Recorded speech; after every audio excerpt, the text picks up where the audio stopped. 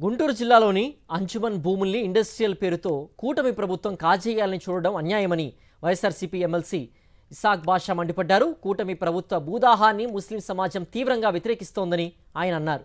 ముస్లింల భూముల్ని లాక్కోవాలని చూస్తే ఊరుకోబోమని హెచ్చరించారు. కూటమి ప్రభుత్వ నిర్ణయాన్ని వ్యతిరేకిస్తూ నంద్యాల జిల్లా కలెక్టర్ ఆఫీసులో వైఎస్ఆర్సీపీ ముస్లిం మైనారిటీ నాయకులందరూ కలిసి ఫిర్యాదు చేశామని చెప్పారు ఎమ్మెల్సీ ఇసాక్ బాషా.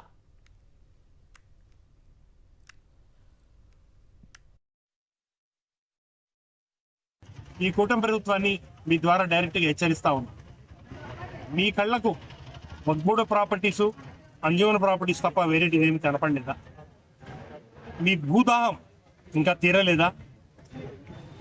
అమరావతి పేరు మీద ఎన్ని ఎకరాలు మీరు ల్యాండ్ ఎక్విజిషన్ చేశారు, ల్యాండ్ పూలింగ్ చేశారు. మీకు ఇండస్ట్రియల్ పార్క్ కావాలి అంటే అదే ల్యాండ్ పూలింగ్ విధానంలో తీసుకోవచ్చు కదా. ఈ వగ్బోడ ప్రాపర్టీసు, ఈ మైనార్టీ ప్రాపర్టీసు, ఈ అంజుమన్ ప్రాపర్టీసు మీ కళ్ళకు కనపడ్డాయా?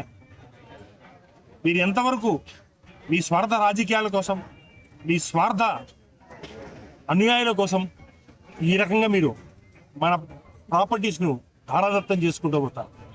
మేము దీన్ని తీవ్రంగా ఖండిస్తూ ఉన్నాం. దీనికోసం మేము ఎంత దూరమైనా పోతాము.